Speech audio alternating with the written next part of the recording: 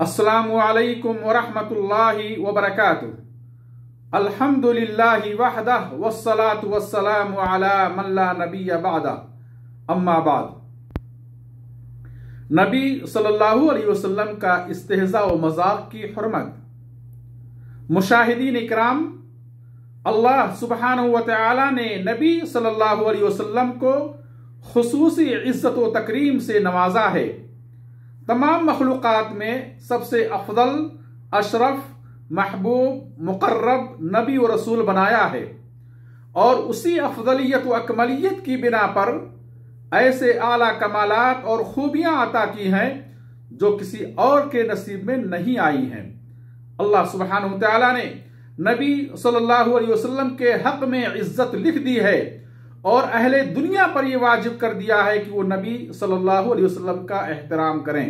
فرمایا وَلِلَّهِ الْعِزَّةُ وَلِرَسُولِهِ وَلِلْمُؤْمِنِينَ، اور عزت اللہ کے لیے اور اللہ کے رسول کے لیے اور اہل ایمان کے لیے ہے۔ آپ کی ذات مبارکہ، آپ کا لایا ہوا دین یا اس دین کی بعض تعلیمات یا کسی سنت کا مذاق اڑانا توحید و ایمان کے خلاف اور کفر صریح ہے۔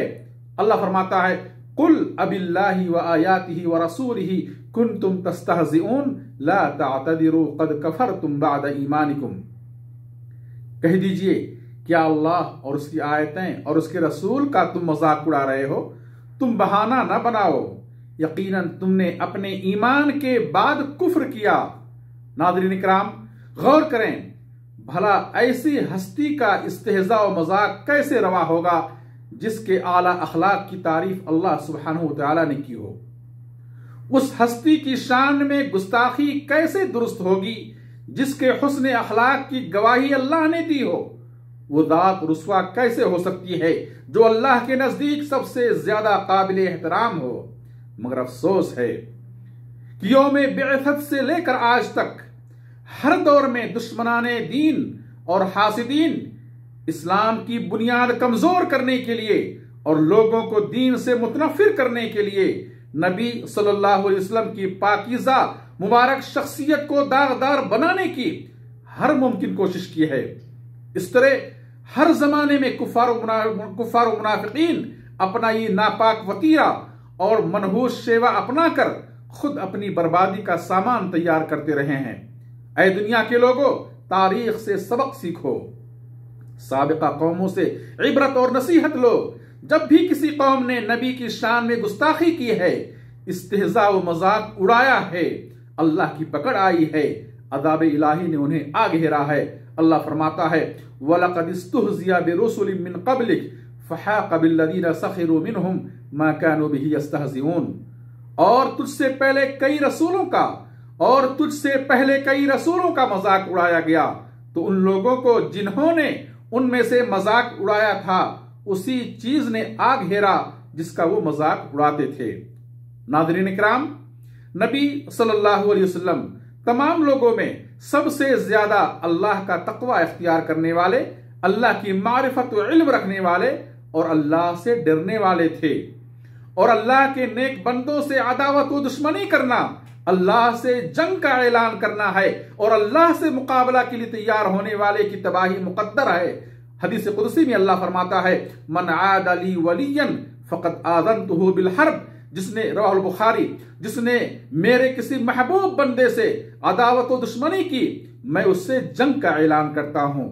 تاریخ شاہد ہے اور مشاہدہ بھی ہے کہ ایک مسلمان خواہ وہ فاسق و فاجر ہی کیوں نہ ہو، کسی بھی صورت میں نبی کی شان میں گستاخی برداشت نہیں کر سکتا۔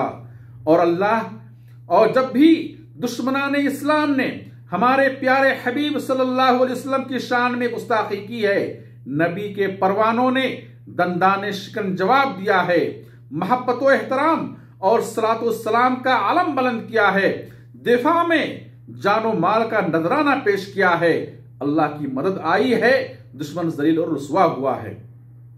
سچ فرمایا اللہ نے اِنَّ شَانِئَكَ هُوَ الْأَبْتَرُ، آپ سے نفرت کرنے والا ہر خیر سے کٹ جائے گا، حقیر و ذلیل ہوگا۔ ایک دوسری آیت میں اللہ نے فرمایا اِنَّ الَّذِينَ يُؤْذُونَ اللَّهَ وَرَسُولَهُ لعنهم اللہ فی الدنیا والآخرہ وأعد لهم عذابا مہینا۔ جو لوگ اللہ کو اور اس کے رسول کو اذیت و تکلیف پہنچاتے ہیں، اللہ دنیا اور آخرت میں ان پر لعنت بھیجے گا اور ان کے لیے رسوا کن عذاب تیار کر رکھا ہے۔ یاد رکھیں، اللہ سبحانہ تعالیٰ اپنے نبی کی حفاظت اور حمایت کے لیے کافی ہے۔ اس نے وعدہ کیا ہے، اِنَّا كَفَيْنَاكَ الْمُسْتَهْزِئِينَ، ہم مذاق اڑانے والوں سے آپ کو بچائے رکھیں گے۔ دوسری آیت میں اللہ نے فرمایا، وَاللَّهُ يَعْصِمُكَ مِنَ النَّاسِ، اور اللہ آپ کو لوگوں سے محفوظ رکھے گا۔ اور یاد رکھیں، جس کے لیے اللہ کافی ہو جائے، پوری دنیا مل کر اس کا کچھ بگاڑ نہیں سکتی۔ صلی اللہ علیہ وسلم۔ وآخر دعوانا ان الحمد للہ رب العالمین، والسلام علیکم ورحمۃ اللہ وبرکاتہ۔